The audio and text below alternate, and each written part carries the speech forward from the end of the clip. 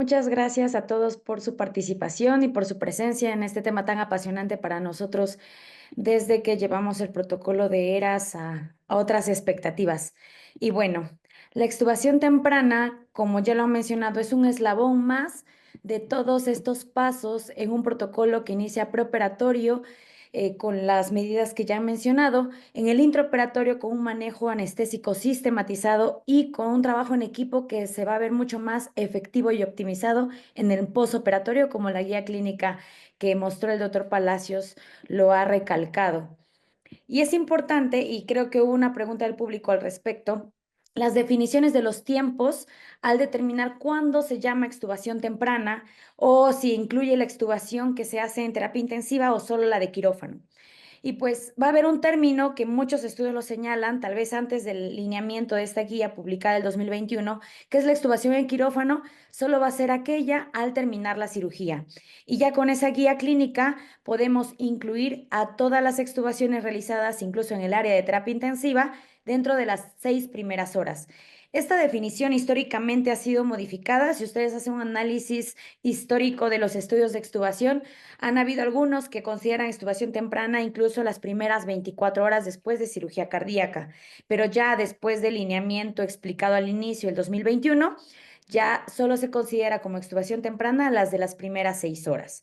Y un término que quiero agregar aquí como parte de estadística y el análisis para esta plática, es la extubación fallida. Todavía no hay un determinante de cuándo, en qué tiempo llamamos extubación fallida, pero la mayoría de estudios lo va a señalar al paciente extubado temprano o extubado al terminar la cirugía, pero que necesita ser reintubado cuando se da dentro de las 48 72 horas. Hay algunas series que señalan 96, pero va a ser como el grupo de tiempo en el que nosotros incluyamos estadísticamente como extubación fallida.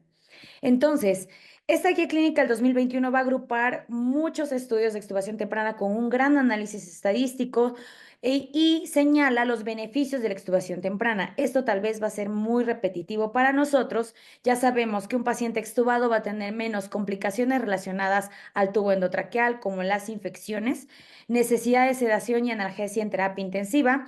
Esto se va a reducir grandemente y al mismo tiempo nos va a permitir medidas de comodidad no farmacológica, como el ingreso de los padres para que apoyen a la recuperación o evitar los sujetadores en el paciente y el inicio de terapia enteral más a tiempo.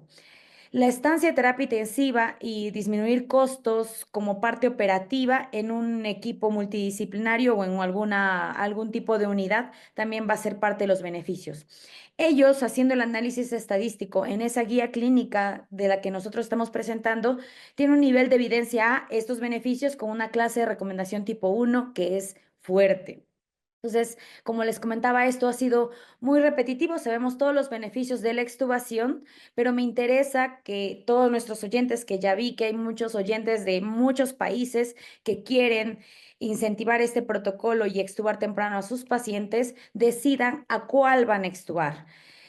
Hay muchos grupos que señalan que la complejidad quirúrgica va a ser una característica a tomar en cuenta y esto se relaciona más con el tipo de cirugía y con algunos eventos que van a suceder en bypass, como el tiempo de pinzamiento o el tiempo en bomba, que conforme más tiempo un paciente esté en bomba o con pinzamiento aórtico, va a ser menos la probabilidad o al menos el éxito de extubación temprana. Asimismo, un tiempo quirúrgico prolongado por otras causas también puede relacionarse a un desenlace no positivo al momento de extubarlo en las primeras 6 horas. Ciertas características del paciente también son las que se deben tomar en cuenta al momento de extubar, como por ejemplo el peso. Van a haber grupos que ya están extubando pacientes menos de 5 kilos, voy a mostrar un estudio aquí, pero la mayoría de estos va a tener resultados con factores positivos cuando extuban por encima de los 5 kilogramos. Nuestro grupo extuba pacientes como parte de un criterio por encima de los 10 kilogramos. La edad también va a ser un factor determinante, esto muy asociado al peso, y van a existir factores anatómicos y fisiológicos del paciente, como las características de la vía aérea, reservas pulmonares, la integridad diafragmática y el estado neurológico los que van a inducirnos al equipo multidisciplinario a ver qué paciente podemos extubar con éxito. La cardiopatía congénita como tal, como diagnóstico, tal vez por sí sola no va a definir si extubas temprano a un paciente o no. Esta se relaciona mucho con la complejidad quirúrgica, pero aquí quiero señalar ciertos datos que sí pueden ser específicos de la cardiopatía, como algunas complicaciones postquirúrgicas de ciertos grupos, como por ejemplo ciertas arritmias que se pueden dar en algún tipo de diagnóstico como las de conotronco, tetralogía de Fallot o algún grupo de cardiopatías congénitas que se van a beneficiar más de la ventilación espontánea.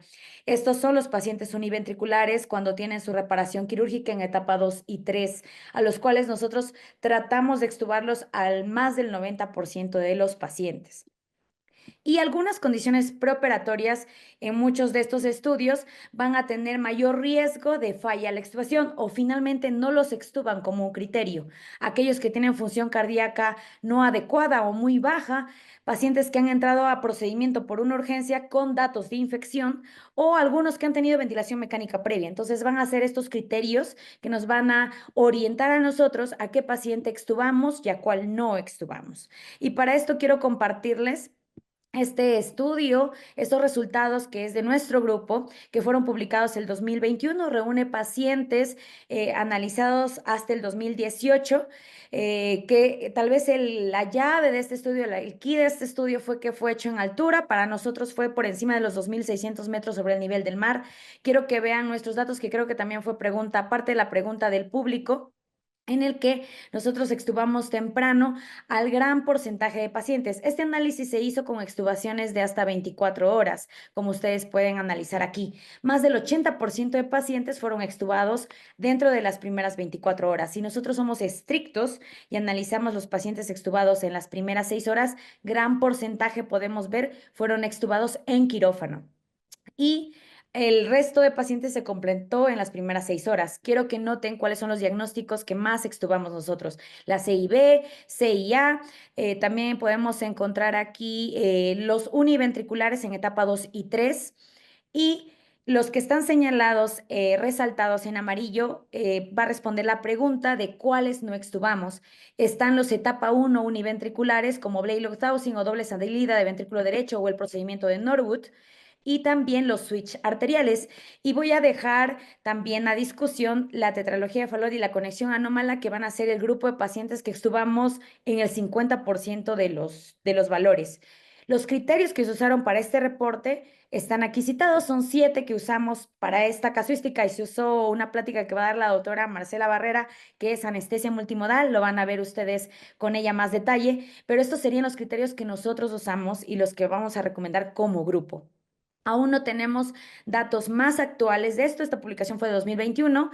De esta publicación ustedes pueden ver que nuestros resultados con P significativas tienen reducción en mortalidad, reducción en reintubación. Nuestra tasa de reintubación fue del 3.6% y menores costos y estancias, ya sea en terapia intensiva e intrahospitalaria en general. El análisis que ustedes ven debajo, esta tablita que me gusta mucho mostrar, que es parte de una recopilación que hicimos con el equipo, datos hasta el 2019 no están publicados, es específicamente de nuestros pacientes con fisiología univentricular. Evidentemente, no entran a criterio para extubación los de etapa 1, o sea, fístulas, bandaje y Norwood, pero sí un gran porcentaje, 77% de Glenn, procedimiento de Glenn y Fontan con un 89% en el que procuramos, con todo el protocolo que ya se les ha mencionado, extubarlos a cabalidad y mantenerlos así en la terapia intensiva. Para esto también quiero comentar, entonces, ya habiendo hecho este análisis de cuáles extubamos y todos los beneficios que hemos hablado de la extubación temprana y el paraíso de lo que es, ¿cuándo falla la extubación? ¿En qué casos falla la extubación? Hay muy pocos estudios que hacen un análisis prospectivo y concienzudo explicando por qué falló la extubación. Por eso les traigo este estudio prospectivo. Es muy pequeño, pero hace un análisis específico de los pacientes que fallaron la extubación. Fue publicado en el 2025 y aquí tenemos una tablita que quiero mostrarles en donde vamos a ver ciertos diagnósticos en los cuales ha habido falla en la extubación. Ellos tuvieron 132 pacientes.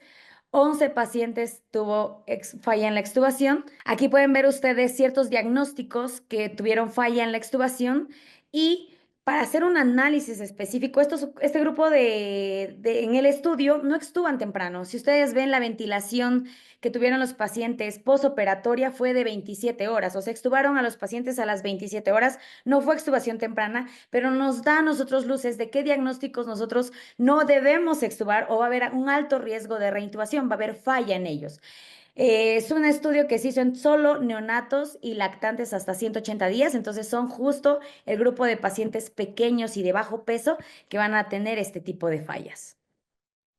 Y por lo mismo, quiero también que señalemos que existen retos y complicaciones al momento de extubar pacientes. La extubación va a ser desafiante y creo que el objetivo de que hayamos invitado a todo el equipo multidisciplinario para este simposio es que nos enteremos cada proceso desde antes y después. ¿Qué retos podemos tener nosotros como la optimización preoperatoria, ¿no? Desde la parte psicológica del paciente, optimizar a un paciente en lo ventilatorio, la anemia que pueda tener el paciente o lo nutricional, nos va a garantizar aumentar peso y poder tener un paciente que puede entrar a extubación temprana. Sistematización del evento transanestésico. Si como anestesiólogos o como equipo de trabajo perioperatorio no sistematizamos la anestesia multimodal que van a hablar a continuación, probablemente va a ser menos medible en los datos que tengamos y con mayor variabilidad sobre las complicaciones. Entonces, siempre les voy a recomendar sistematizar estos procesos de seguridad y de la aplicación de la anestesia. Y asimismo, algo que ha salido estos últimos años con los medicamentos nuevos de reversión neuromuscular, se pone a cuestionamiento el uso y los gastos que pueden generar utilizar reversores neuromusculares. Muchos de los estudios antes del 2020 no se utilizan reversores neuromusculares. Nosotros como equipo tenemos cierta selección de pacientes en los cuales lo utilizamos, pero considero que este es un punto económico que puede un equipo tener a consideración. Y las complicaciones.